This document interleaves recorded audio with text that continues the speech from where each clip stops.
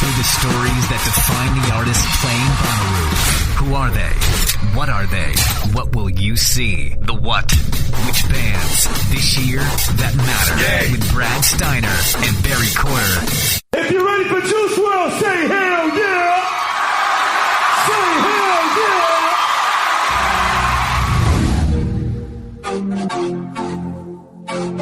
Gun them down. Gun them down.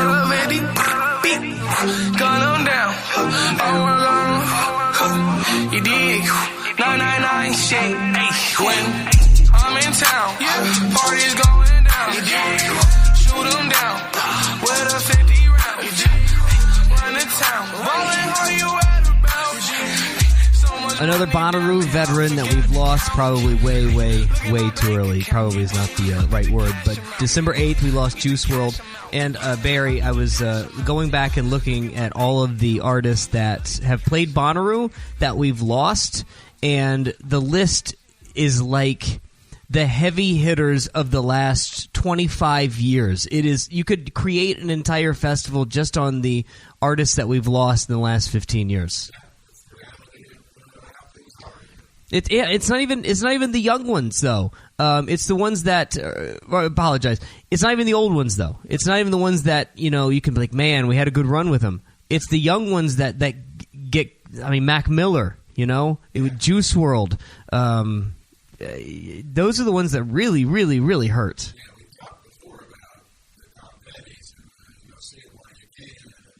Right.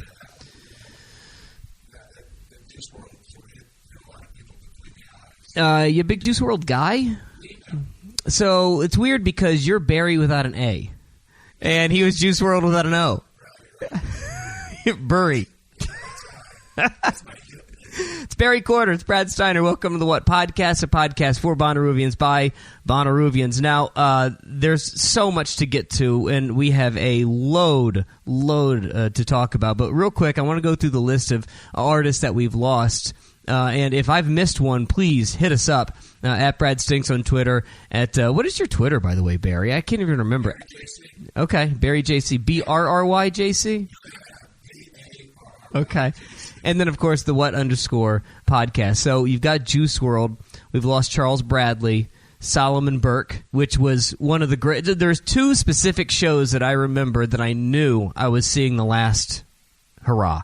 I knew it was going to be dangerously close to the last show that they ever did, and in fact, one person on this list, it was the very last show they ever did. Solomon Burke, one of those guys, who is the king of Philadelphia soul, and I am a unabashed 60s soul obsessed lunatic, and Solomon Burke was my guy. There's times when you know that you're never going to get this ever again. And I know that you have your favorite artists on the planet, and I know that you're probably going to go see them at Bonnaroo if they show up at Bonnaroo, but more often than not, you could buy a ticket and go see them. Solomon Burke was not that guy. You could not just go find a ticket for Solomon Burke, so the fact that he was at Bonnaroo, it was like it was specifically chosen for me.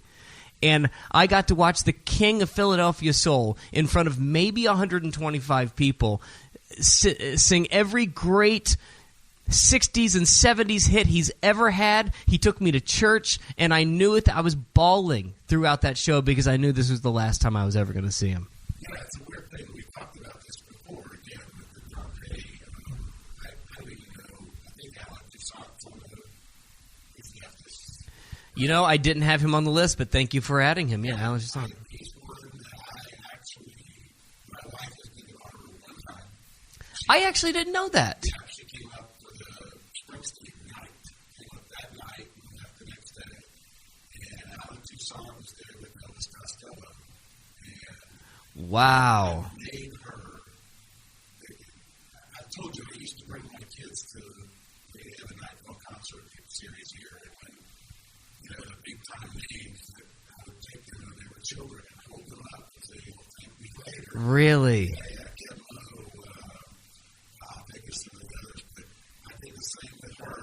She's a big yeah. I wonder if when I went to Music Midtown in 2001 and I stood next to a guy with a kid on his shoulders and we were at the Rick James concert, I wonder if he had the same feeling about his kid. was trying to think of. I think the Missy Richard at Nightfall, and they were little bitty and had absolutely no interest. Yeah, you don't get these opportunities very often. And your point about the young ones, you think, this is what we've got. Years and years. This show's going to happen forever. Mac Miller, I'm sure. In 2012, when Mac Miller was still a guy that you had to be in the know to really like it and get it. But he's gone. Of course, the Tom Pettys. We lost James Brown. We've lost Dr. John. The only comic that I can remember that we've lost is Ralphie May. Ralphie May, he's a Chattanooga kid. He was born and raised in Chattanooga/Houston. Sharon Jones, of course, we've lost. And then the one that I'll double back everything that I've said about Solomon Burke. I had the exact same feeling about Bobby Womack. And there's not a better pure soul singer than Bobby Womack. And he was the guy that, when James Brown was getting all the credit, it was really Bobby Womack that was the guy, him and Syl Johnson. Talk about somebody who I can't believe he doesn't do shows anymore, and if he did one show, I'd probably ever see him at Bonnaroo, Syl Johnson. But Bobby Womack, his last show he ever played was at Bonnaroo. He died a month later. Yeah. I mean, I don't think you're trying to say that Bonnaroo is like a curse. No, because if you think about it, that's only like a dozen artists. But that lineup, if you go through Juice WRLD, Charles Bradley, Solomon Burke, Sharon Jones, Bobby Womack, Dr. John, James Brown, Tom Petty, Mac Miller, Ralphie May, Alan Toussaint, that is a lineup, man. That is a lineup.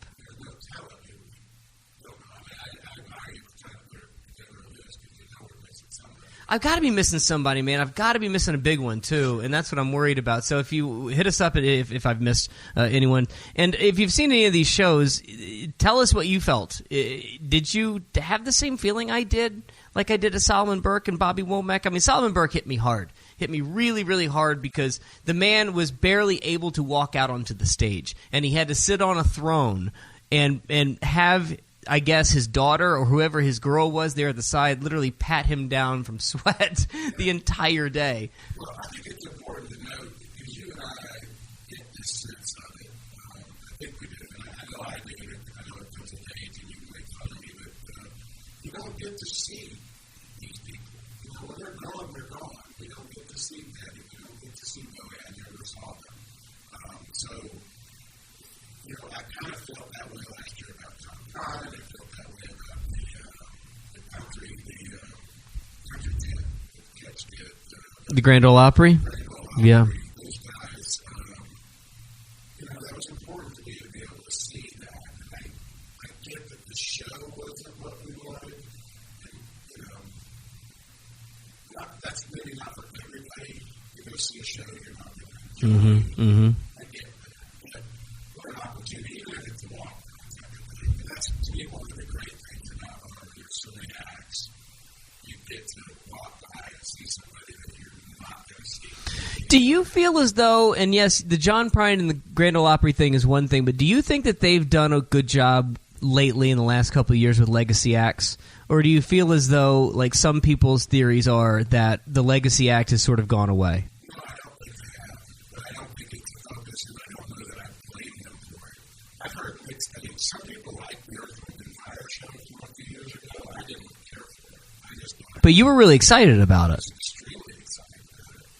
I thought the show was just basically, and I get that, the lead singer, Bernine is the bass player, Mr. White, whatever his name is, that was ill and is no longer with him. It felt like a tribute show. Yeah. That's not their fault, but that's part of it.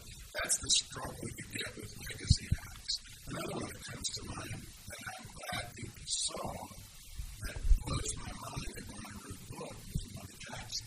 Man, see, the Wanda Jackson thing was going to be I was hoping you were going to bring that up because, boy, do I love Wanda Jackson. And she struggled at that show, and she said so. She was battling the heat. She was an hour late. She just didn't.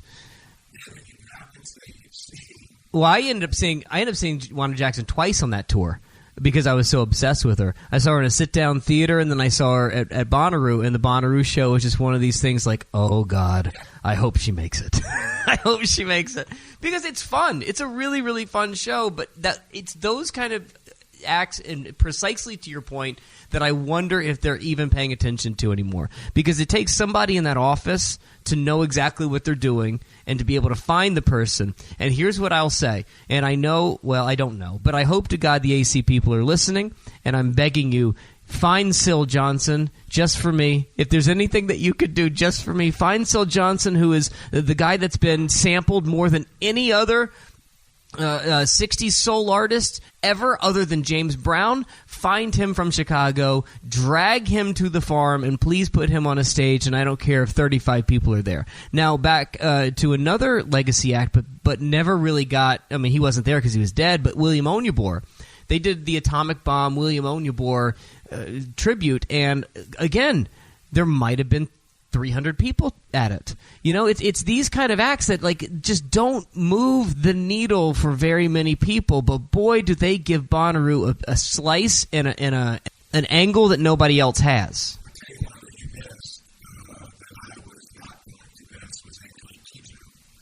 Right, I know, you're right.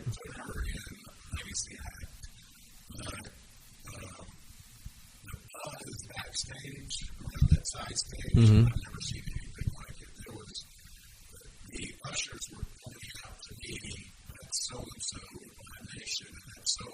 Mm-hmm.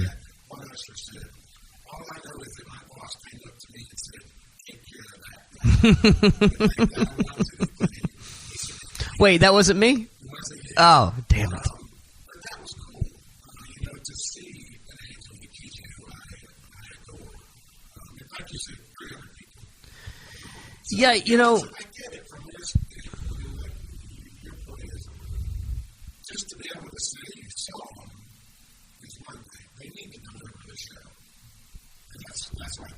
Well, Sharon Jones always brought a show. She never left anything to be wanted. Charles Bradley's show to me was, man, that was the pinnacle Bonnaroo moment, because it's a Saturday or Sunday, I can't remember. I think it's a Sunday. That was that church moment that I've been begging for them to bring back. I want church on the What stage at 2 o'clock, 1 o'clock in the afternoon. Charles Bradley, there was maybe 1,000 people tops at the What stage, and he came out at the end of the show and hugged every single damn person in that audience, and it was unbelievable. I'll never forget that moment, and it was like him saying thank you and appreciating what he had gone through for 30 years to get to that moment, and he had it, and he got it, and he wanted to say thank you to every single one of them. You know, there's somebody in that office that pays attention to this. There's somebody that does it. I don't know how much attention they're paying to it, but if there's an audience that still appreciates it, I think it's the Bonnaroo audience. I agree. And the fact that you're asking this question, I think says a lot to that. That to me is the best part of Bonnaroo when it's good. Yeah. Because you go home and you can, not just Monday or Tuesday, but months later, you realize, wow, I got to see so much. Right. Now, I appreciate you joining us on this episode. There's so much that we've got to get to, and we spent a lot of time, probably way too much time on the in memoriam stuff. But there have been Rue clues that have come out. We've got news about the podcast that we want to share with you that we're really, really excited about. There have been lineups like crazy dropping over the last month since we've been back. I mean, the last time that we did a show was the Rue crossover podcast with the Rue Bus, and the amount of information that has happened in this last month is baffling. There's so much going on. So I was just going to run through some of it, but I think that we probably should start with... Well, actually, I don't know where to start, because I want to talk Lizzo. I want to talk the other lineups. I want to talk the Rue clues. You want to go through some of the Rue clues first? Okay. All right, so there have been 5. There's been 5 Rue clues, and here's what I know about the lineup. The lineup is coming out the second week of January, and my bet is based on the history of Bonnaroo and going through all of my old emails and how they position it. I'm going January 14th. It's a Tuesday. They normally like to release the lineup on Tuesday, and it's going to be one of these first thing in the morning things as well, like they've been doing over the past few months. So my bet, and this is my educated hunch, based on what I know and the people I know, I'm going with January 14th. But, as always, I reserve the right to be wrong. Now, you go through what the root clues have been saying, and I can't remember how many they've done in the past, but we've already have 5. First is Loop Daddy. Now, which is weird because that's what we call Barry. I didn't know that Barry was going to be... I don't know Loop Daddy, and someone's going to have to. We need a guy. We need a guy on Loop Daddy. Do we have a correspondent for Loop Daddy? I need Loop Daddy. I need a Loop Daddy guy or girl. Rez was the third clue, and boy, do people love Rez. And again, I'm going to assume that it's one of these EDM acts, and it's one of these that is constantly talked about, but it's like, for me, it's like the show Lost. I never watched it, but it's so far into the mainstream culture, I've lost it. There's no way that I could catch up now. It feels like Rez is such a big deal to so many of these people that I feel like I'm just now joining the party way too late. King Gizzard is another one that is a big hit on the Reddits. And then the two that I know pretty well, and I can tell you a couple stories about, is Pine Grove and Still Woozy. Pine Grove is a struggle for me. As an indie alternative kid who lives and breathes that thread of music, Pine Grove is such a struggle for me because they simultaneously are such a great set of songwriters. That kid can really, really write a song. But so often, the way that it is then performed and executed comes across so whiny. There's just this whine about it that is really, really tough. Now, Old Friends is damn near one of the best written songs of the decade. The last album, they had a song called Old Friends, and it sort of chronicled through a relationship that went wrong and how he was too wrapped up into himself, and he didn't really realize it until he ran into an old friend on the train, and it turns out somebody close to both of them had died, right? It's a brilliant song. I mean, the way that it's crafted and put together is insanely brilliant. But I specifically went to a music festival that shall not be named to see Pine Grove. That's the only reason I went to see Pine Grove. And I went to it, and they played that song, which was at the time their biggest hit. They played it first. And guess when I showed up? About 7 minutes into the set. They played the biggest song, their only song, first, and I missed the entire thing. Here's the other thing that they do on stage that I swear to God I hope that they have fixed, because I really want to like them. I hope you understand that I want to like Pine Grove a lot, because I like him so much as a songwriter. They wear shorts on stage. No, they don't take their shirts off, thank God, but they wear shorts on stage, and that is a deal breaker for me. It's a deal breaker. You're not taking this seriously. MGMT did the same thing at Hangout, and I'll never forgive them for it. You've got to take this more seriously than wearing a T-shirt and some Bahama John shorts. You can't do that to me. Yeah, you mentioned that before with another artist about appearance. I get it. It's all about image. Image counts. I just want you to take this as seriously as I'm taking it. That's all. That's all. Okay, and then finally, Still Woozy. Dude, I love Still Woozy. Still Woozy's my Quinn 92. Now, I told you all year last year how much I loved Quinn 92. This guy, Still Woozy... Yes, and knowing him now on a personal level, I understand why he's doing it. I understand the bit that he's trying to pull off. But Still Woozy is sort of in that vein. And I was lucky enough to have dinner with Interscope Records the day that they got signed during Lollapalooza. And the way that the record people were talking about Still Woozy, it's like they had uncovered, I mean, Taylor Swift is too far, but it's like they had found the next great artist, the next big one. And they, believe me, they feel so strongly about Still Woozy, the way that they stream, the way that they sell. They think they have a monster. They think they have an underground monster that's waiting to erupt. And if that's the case, and you have somebody like Interscope Records who feels so strongly about an artist, that means they're going to put a lot of money into them. That means they're going to put a lot of investment into them. And you might be looking this time next year saying, oh my God, Still Woozy played Bonnaroo probably on a Thursday night? Wow. That band, those guys are really, really good. In fact, I don't even know if it's those guys. It might just be a guy now that I think about it. But either way, give them a listen because they're going to be a Thursday night stunner. We're asking the clues. We know for a fact these are the acts. Because I don't follow that. Because I look at them and I guess it's not even involved. I'm taking the very educated assumptions based on the people on Reddit that make a lot of sense. You know, I mean, these people are really obsessed with this. I mean, they know who's touring where, who's going to be where, and does it fit into, you know, an overall tour, you know, and this is what they've got. Now, I don't, if they're wrong, they're wrong, but I think that I trust these guys. I trust these guys a lot on their side. But no, they haven't, but here's the thing.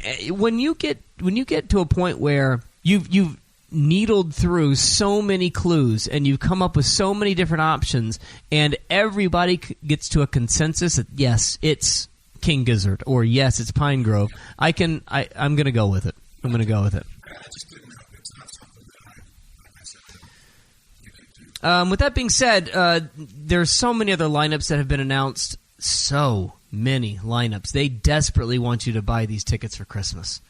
Let's go through a couple. Electric Forest was announced, and again, Electric Forest is one of these that's just, you're not going to find me there. And I know that it's really, really popular. It's sold out really, really quickly, and everybody I've ever known has loved it. If there is a more highly sought after or thought of festival in the country, I would be surprised. I mean, Electric Forest is way up there on user experience and how people think of it.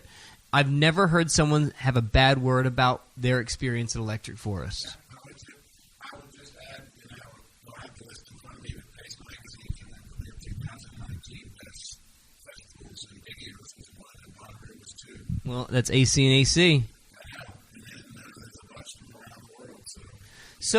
So did our own Moon River get in there? Did we? Okay.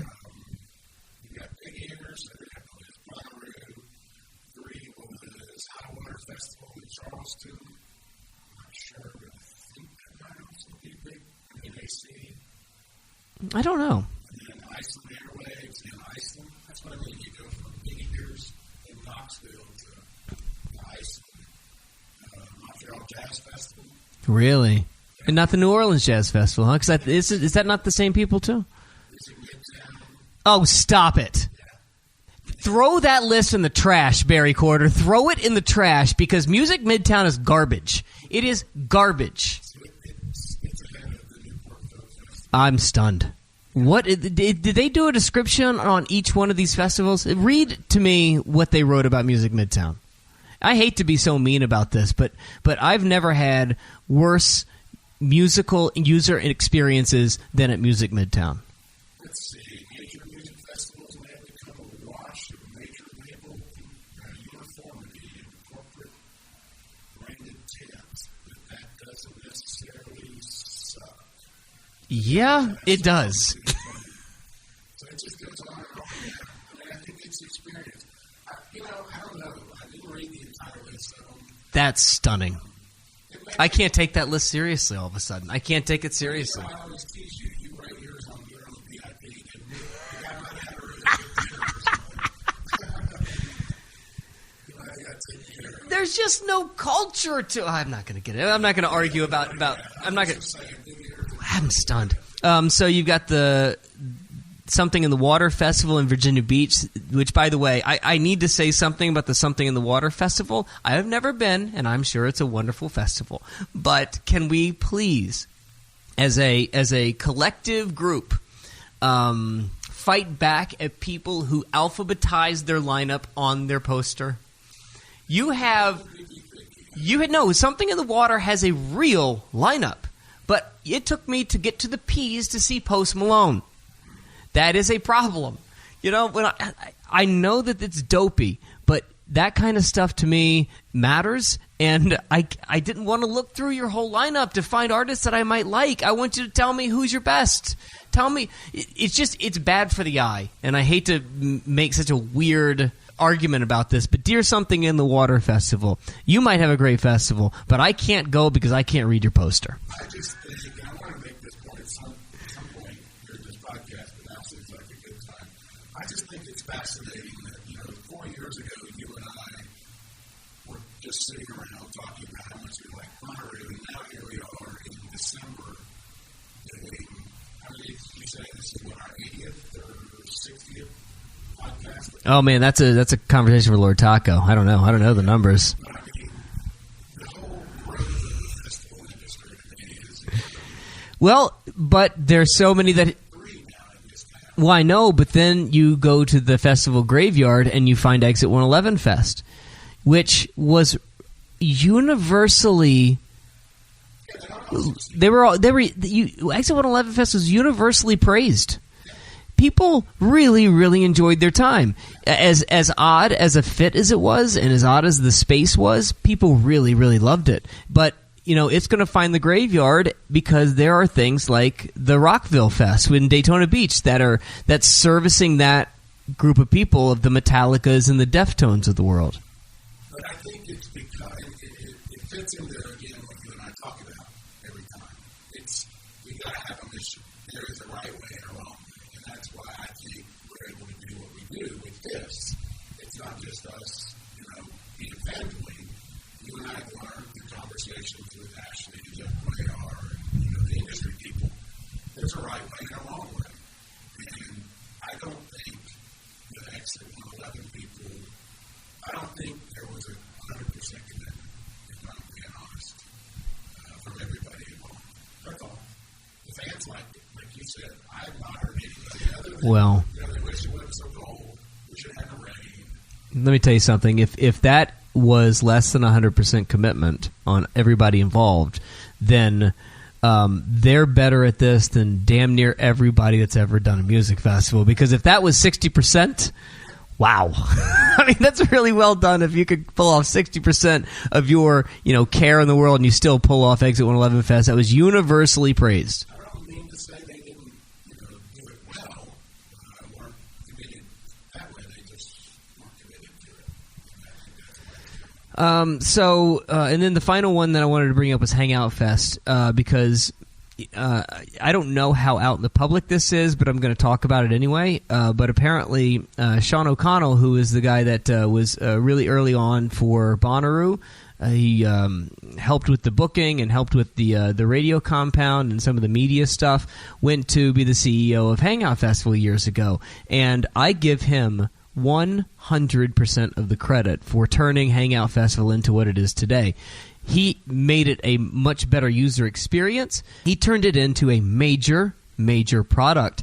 And, he was helped with Golden Voice when Golden Voice came in and sort of, bought it most of the shares of it. But Sean O'Connell is one of the great minds in this world when it comes to music festivals, and he did an absolute phenomenal job with Hangout. He's no longer there. Lineup that you see, from what I understand, is not the person. He didn't book this lineup. He booked most of the ones in the years past. He didn't book this one. He's off to doing other things that I don't know if are public or not. But the guy knows what he's doing, so he deserves a ton of credit for what Hangout is. No matter if you like Hangout or if it's a festival for you or a lineup for you, I'm telling you, based on everything that I have gone to, all of the festivals I've gone to, Hangout is as good of an experience as it gets as far as an organization is concerned. I have not been to that one. And you would have known that had we been able to put out our Hangout episode last year. Our conversation with him was never aired. But he's part of that group of people that you and I have talked to about how to do these festivals. We learned a lot from him. Talking to him, I did anyway. Just the level of detail that goes into these things. It's fascinating. How do Well, how do you get a crowd from point A to point B? How do you make sure the vendors are happy? How do you make sure everyone's happy? Yeah. Kind of thing. And that's what we talked about. You go through the Hangout lineup, and you've got Chili Peppers, Post Malone, Billie Eilish, Marshmello, Lana Del Rey. Shockingly, I'm no Red Hot Chili Peppers historian, so I can't talk too much about,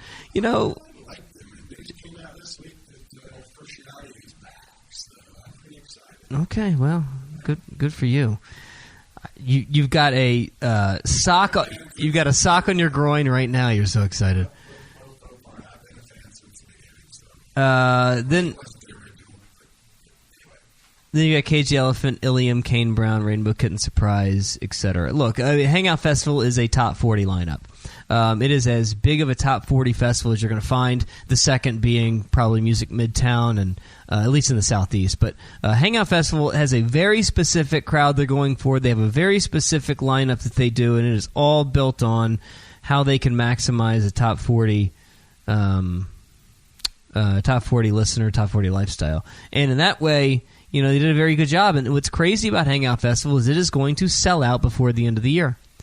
When I talk to the way that things have, the RSVPs and the tiers, they have sold so quickly, and the numbers are so high. Hangout Festival is going to sell out that quickly. You've got to be doing something right. Now, they don't care what your opinion on the lineup is. If they can sell, because I was told, this is the number that is so crazy to me. For every ticket over capacity that is sold, right? So they'll hit their capacity number, and then every ticket after that they have to go to the city and say, hey, by the way, can we get this upped by 10,000 people or 1,000 people? Every ticket sold over capacity equals $1,000 in pure profit.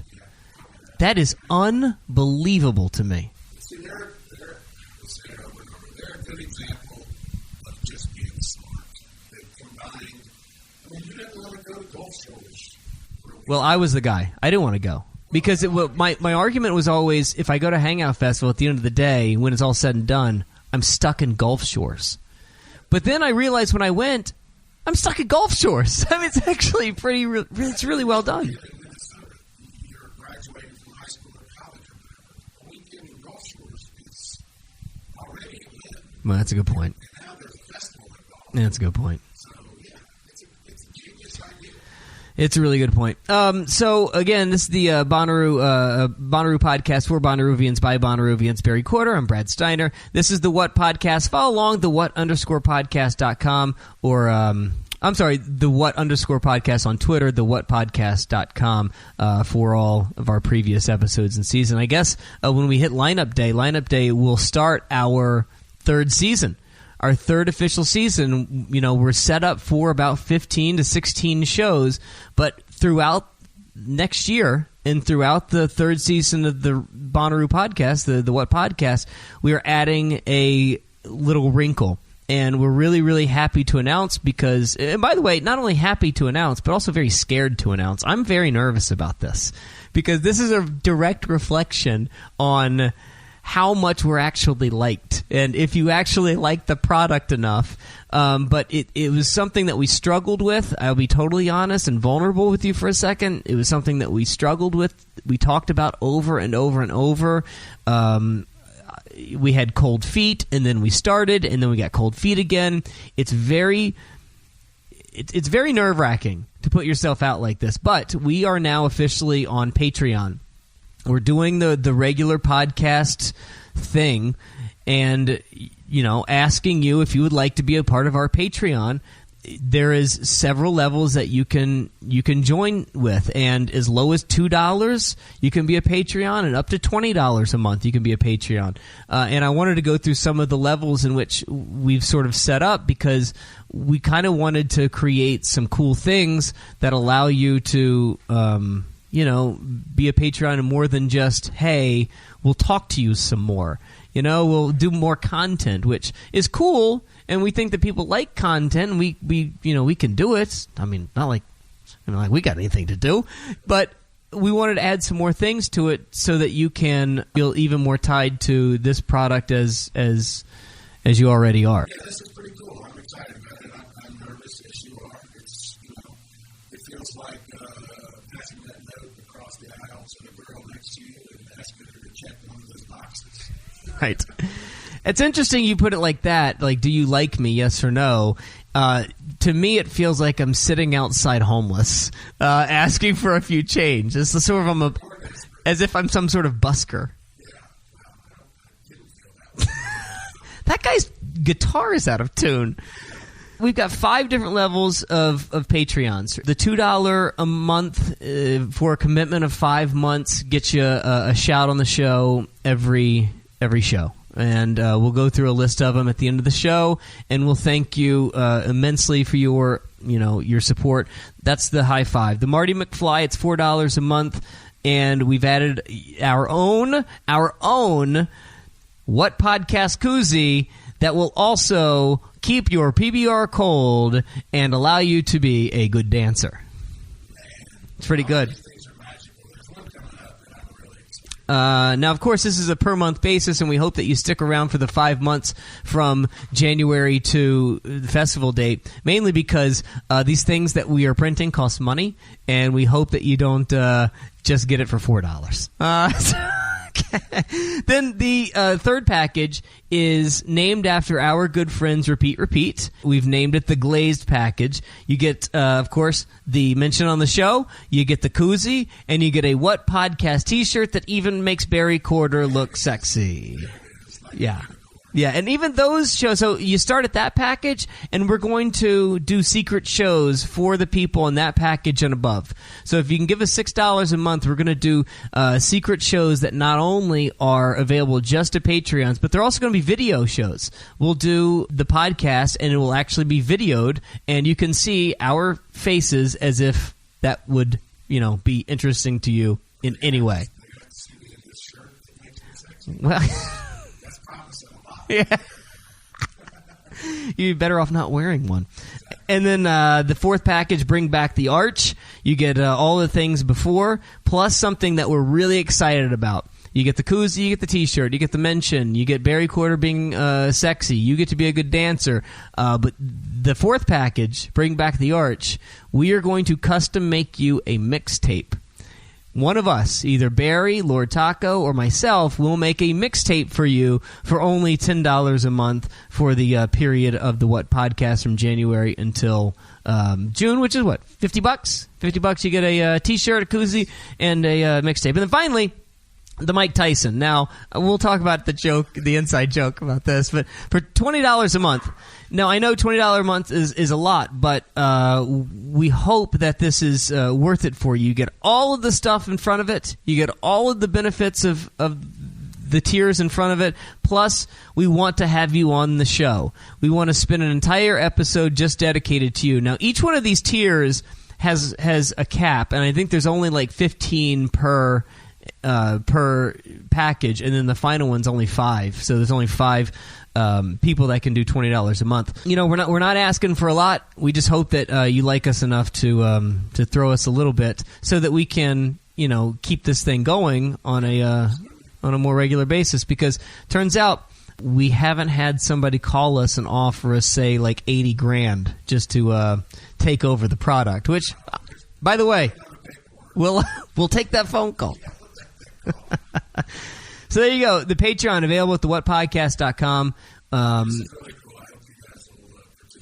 Yeah, it would mean a lot to us, and who doesn't want to see Barry Corder in some sort of sexy negligee? And the wife. All right, so the other thing that I wanted to get to was I'd like to talk a little bit about Lizzo, because, boy, I could talk about Lizzo all day. And I know that if you follow any of the Reddits or the Inforoos, it feels as though, they are at a breaking point with the Lizzo conversation. It's pretty nuts. I follow all that, too. By the way, we should say I hope she gets better. If she's sick, she's sick. This is the worst drug I've ever had. We have tried to do a podcast for the last 2.5 weeks, and every time we tried to, one of us has been sick. Our producer He's down. So we got Lord Taco. The Lizzo thing is such a confusing argument for me. This woman, when I found her, I was lucky enough, and I don't mean to pat myself on the back, but I was lucky enough to be the very first guy to ever play on the radio. And I stumbled upon her on a blog, and because of that, the record label literally called me and said, please stop playing this song. We don't know what we're doing with her yet. Well, I said no, and I kept playing it. Well, that forced them into moving it up a lot faster than they wanted. And they repaid me with this by coming to Chattanooga, bringing Lizzo to Chattanooga to play a free showcase for about 350 to 400 people on a random Tuesday afternoon. And in that moment, it was 5 months after I had started playing her. She was doing no free shows. Even then, you could start to feel the momentum starting to hit. And I'll never forget, in that moment, she comes to the Songbird South here in downtown Chattanooga. She shows up, and her manager says to me, we will be doing stadiums by the end of this tour. We're tracking on every metric. We see it happening. And even then, this was without a hit.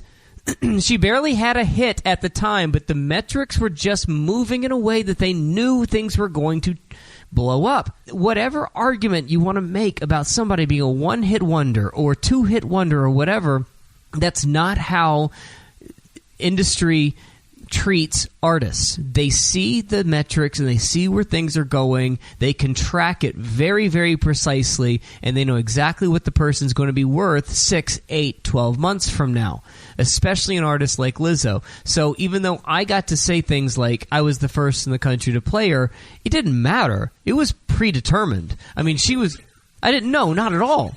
Not one.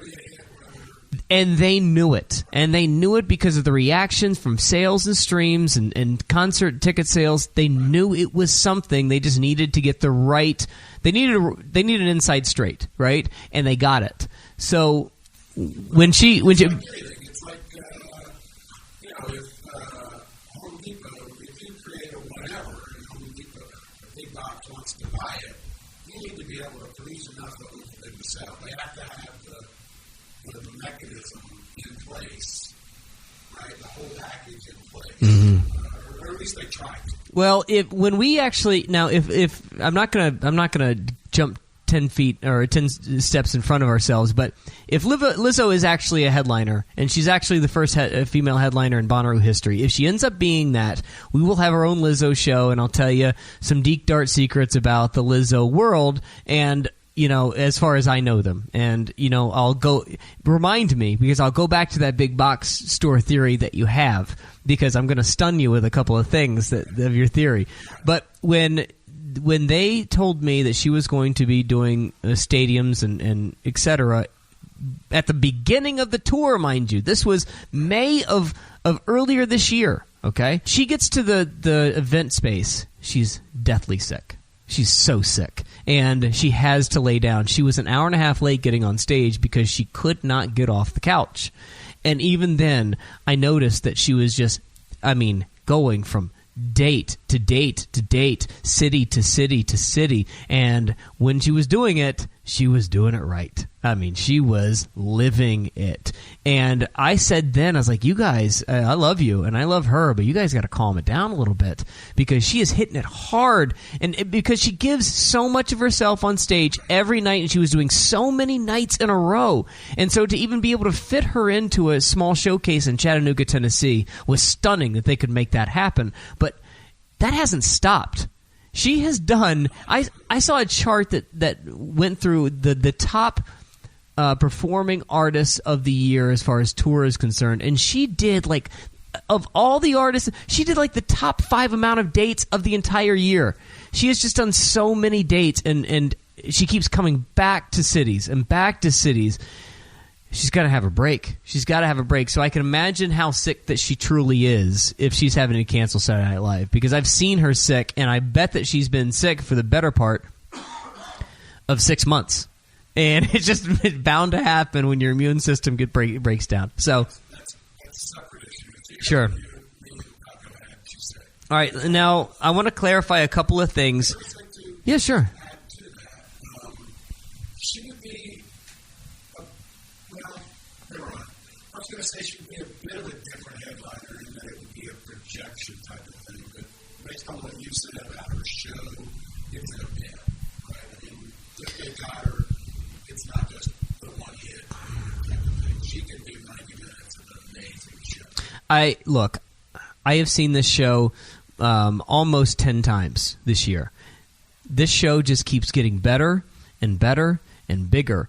And when somebody wants to tell me that she is not a headliner, or if I read that, she can't hit a note, or she can't... Guys, what in the hell are you talking about? I have never, and I've been doing this 20 years, Barry, I have never seen a crowd react like they do at Lizzo shows.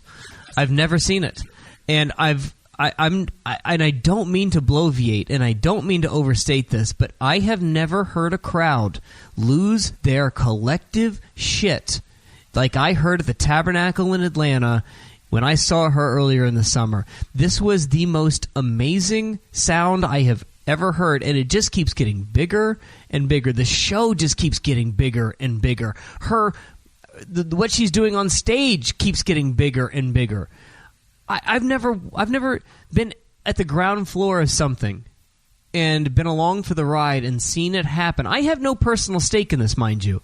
I've just been along for the ride because I've just been really lucky to go to a lot of the shows. They're just better and bigger every time that I go. And it doesn't matter. It doesn't matter what if she misses a note or two, or if you don't know any of the songs.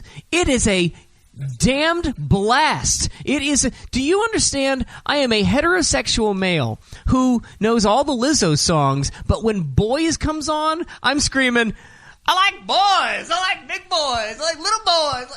That is insane. That is a cult of personality that you can't get with damn near half of the industry. Half of the major artists in this, they would kill for what Lizzo has. And just because you're just now finding out about it does not mean that she is any less of a major, major headliner. And I read stuff like that, and I go through stuff like I read somebody write that Cardi B is a bigger star than Lizzo. That's a good point. That's the point that you made, that I wanted you to make, is maybe that the show, I'm hearing that we're going to get with her as a headliner, if that's the case, is in fact the case, is going to be a heck of a show. It is a major show. It's a real show. Don't sleep on this. It is a major show, and she not only she brings out guests every show. Every time. I've seen her, every time that I've seen her, there's Iggy Azalea's been there. Macaulay Culkin has been on stage. She even called Missy Elliott on the speakerphone and tried to talk to her via the speakerphone. Everywhere you go. BB Rexa showed up. Now, granted, this may not be for you. If you are a Fish fan, I understand that this is not necessarily for you. But she is worthy of the big stage, because that's how big that she is. You have to understand that this is as big of a zeitgeist and as big of an artist as you can imagine. And I read somebody say she's as big as, I would argue till I was blue in the face about her popularity and who she is and where she's going to be and where she's going to go versus Cardi B any day of the week, because Cardi B has a limitation on her show.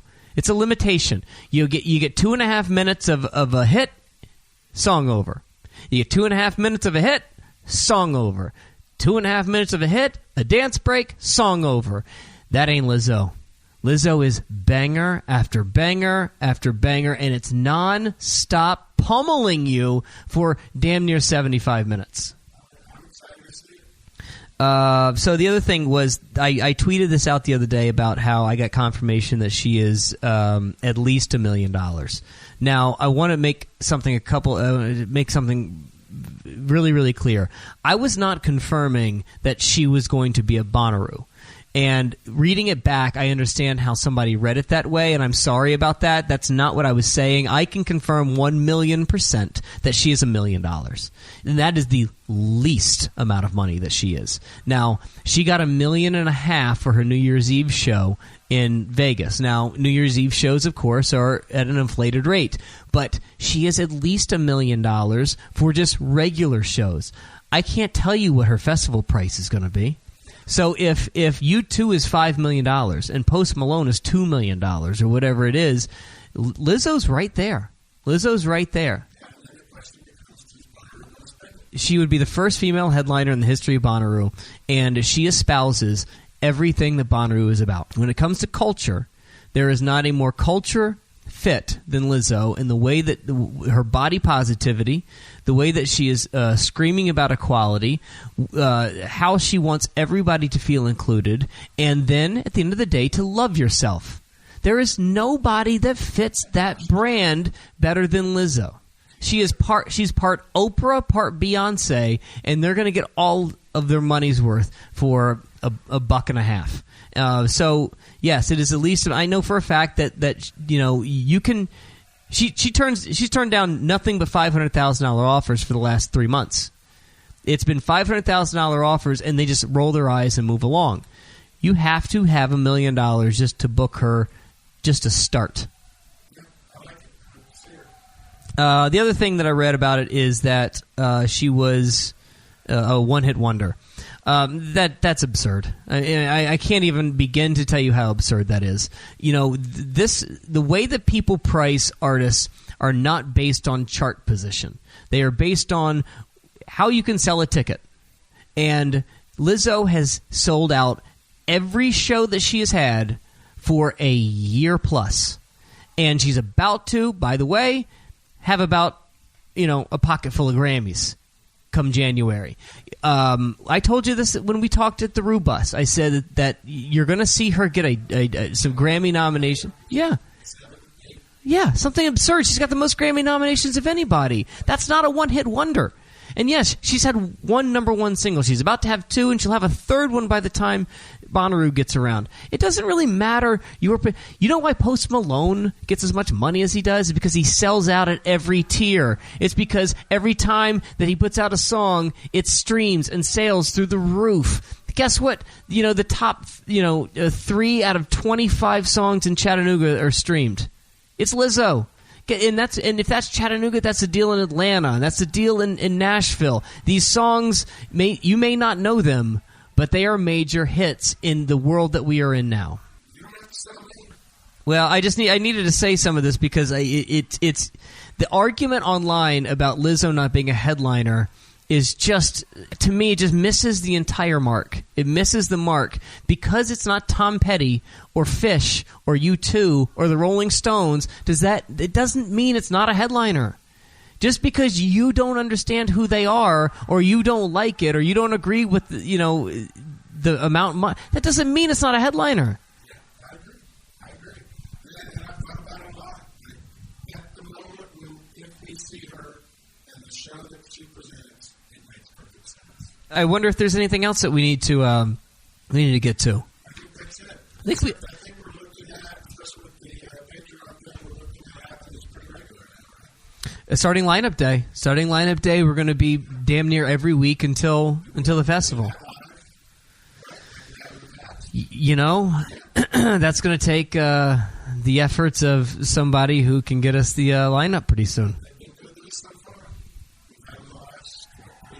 Yeah, I would love to. I mean, I want to be the first place that you go for the lineup because I don't know what they have planned. We normally don't, but if the rumors hold and it's Tool, Tame Impala, Lizzo, Vampire Weekend, Oysterhead, if that's our 5, I have zero problem with any of that. I have zero problem. I think that is as good as you're going to get for this day and age. I think that's unique. I think that you can find the lanes that we talk about all the time through all 6 of those. I am totally okay 1,000,000% with that top 2 lines. Well, I'd like to say it as a whole because we've done it for years. We've had the lineup not first, but we've had it in our hands as it's announced. And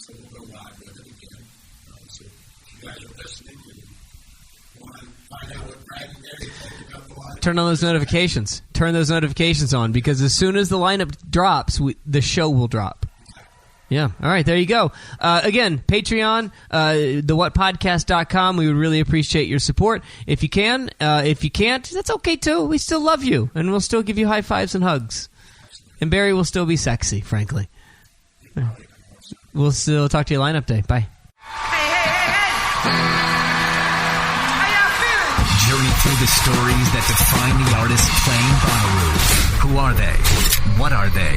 What will you see? The what?